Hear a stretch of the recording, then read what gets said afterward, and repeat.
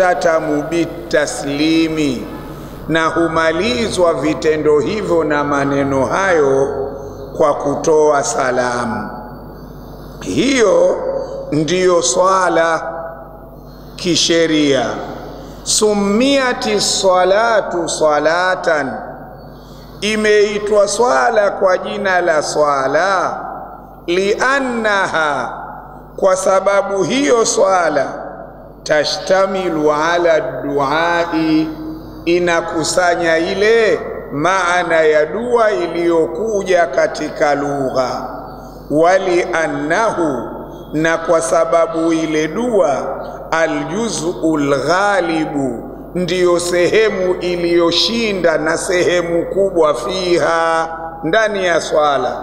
Ndani ya swala karibu sehemu kubwa ni dua. Kwa hivyo ndiyo maana swala ikaitwa swala. Itlaqan, kwa kuachilia, lismil juz'i ala alkulli, kwa kuachilia jina la sehemu kwa kukiita kitu chote, kama inavyoitwa suratul Baqara kwa sababu ndani yake zimetajwa kisa cha ng'ombe, ikaitwa suratu Ali Imran kwa sababu ndani yake imetajwa hao familia ya Ali Imran. Imeitwa suratu Nisai kwa sababu ndani yake imetaja habari ya wanawake. Haimaanishi sura yote imetaja habari za wanawake, wala haimaanishi sura yote imetaja habari ya Imrani, wala haimaanishi sura yote imetaja habari ya ng'ombe. Lakini min dhikril juz'i, ni kaida ya kukitaja sehemu ambacho hicho sehemu yenyewe iko ndani ya hicho kitu. Wanasema min dhikril juz'i wa iradatil kulli. Tumefahamiana? Kwa hivyo tumefahamu swala kwa maana ya lugha, kwamba tutlaku kalimatu salati fi lughati al-arabiyya ala duai bi khairin.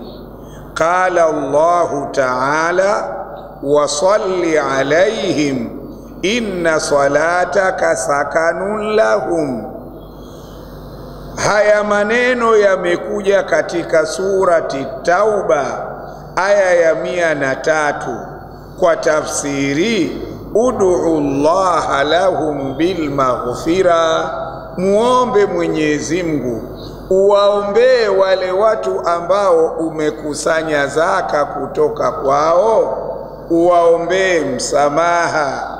Amma fi istilahil fuqahai, ama ili neno swala katika makubaliano ya wana wazuoni, fatutlaku kalimatu salati, huachilika neno swala ala aqwalin, pakikusudiwa maneno, wa af'alin, pakikusudiwa vitendo, lakini makhsusatin, maneno yenyewe ni maalum na vitendo vyenyewe ni maalum. Vitendo na maneno hayo tuftatahu bitakbir, hufunguliwa kwa takbiratul ihram, wa tukhtatamu bitaslim, na uhitimishwa kwa kutolewa salamu. Summiati salatu, hiyo imeondoshwa hapo. Summiati salatu, imeitwa swala salatan, imeitwa swala kwa jina la swala, liannaha, kwa sababu hii swala, tashtamilu ala duai, inakusanya nini? Dua, au imeshikamana na dua. Waliannahu aljuz'ul ghalibu fiha, na kwa kuwa ile dua ndani ya swala ndiyo imechukua sehemu kubwa, na kwa maana hiyo ndiyo swala, nayo ikaitwa swala kwa sababu ndani ya swala sehemu kubwa ni dua, na swala kwa lugha ya Kiarabu maana yake ni dua. Tumefahamu kullu hizbin bima ladaihim, usishughulike, kila watu kwa kile chao huwa wanafurahi. Shafahamu, usishughulike wewe. Allah tabaraka wa taala siku ya kiyama yeye atakuwa hakim wa kumhukumu nani alikuwa katika haki na nani alikuwa katika batil.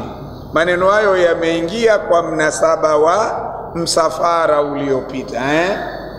Tunarudi katika darasa letu. Kwa hivyo swala imeitwa swala kwa sababu gani? Liannaha, kwa sababu hii swala tashtamilu ala duai, imeshikamana na dua ndani yake. Wali annahu, na kwa sababu hiyo dua aljuz'ul ghalibu fiha, ndiyo sehemu kubwa ndani ya swala. Ukifika ihdina sirata dua sawa, ihdina sirata almustaqima dua hiyo sawa. Kwa hivyo ukiangalia swala yenyewe karibu yote imekusanya dua, ndiyo ikaitwa swala kwa jina hilo. Tayib, hukumuha, hukumu ya swala lisala, hukumu hikmatuha, hikma ya swala. Kwa nini Mungu amefaradhishwa sala? Kuna hikma gani? Kaa vizuri umuelewe, shekhe anatusomesha kuhusu swala, ili utakapokuwa unaswali ujue kwa nini Mungu kafaradhishwa swala. Waweza ukawa unajua toka nyuma ni wajibu kwa Muislamu kuswali, lakini kuna hikma gani katika kufaradhishwa swala? Ndio shekhe anatuambia hikmatuha, hikma za swala. Lisalati hikamun, swala ina hikma nyingi. Wa asrarun kathiratun, na swala ina siri nyingi.